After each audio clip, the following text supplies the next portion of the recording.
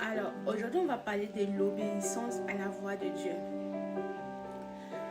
Moi, je me rappelle, avant, je détestais la lecture. En fait, c'était pas mon délire. Je n'aimais pas lire et tout. Donc, après ma période de transition et tout avec Dieu, j'ai développé un amour pour la lecture, c'est-à-dire tout est écrit dans la parole.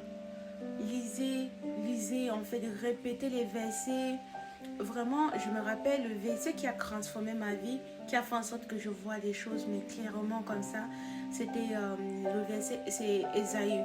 Et si je me rappelle, c'est Ésaïe 46, verset 3 ou 13, où Dieu dit, je te portais avant que ta mère ne te donne naissance.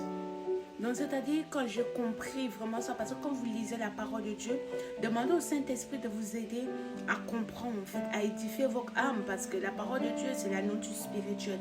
Donc, ça fait en sorte vraiment que tu comprennes vraiment les choses. Et lorsque je lis ce verset et tout, ça a transformé ma vie. Donc, c'est-à-dire, j'ai décidé de ne plus être hypocrite avec Dieu. C'est-à-dire, quand je connais déjà, quand je me lève, Dieu sait déjà ce que je vais faire. Donc quand je fais quelque chose de mauvais, je sais déjà que Dieu savait déjà ça en avant. Donc c'est Dieu comment moi je veux me présenter vers Dieu. Est-ce que je veux passer cette journée sans rien parler, sans évoquer ce que je fais qui n'était pas bien à Dieu, ou bien je vais vivre toujours dans l'hypocrisie ou quoi que ce soit. Et la parole de Dieu transforme une vie. Et aussi la soif d'être tout le temps dans la présence de Dieu. Il faut tout le temps avoir des rendez-vous avec Dieu. C'est très important. Faut montrer à Dieu qu'il est aussi important comme nous sommes importants à ses yeux. Et tout ça, c'est quand tu marches avec Dieu.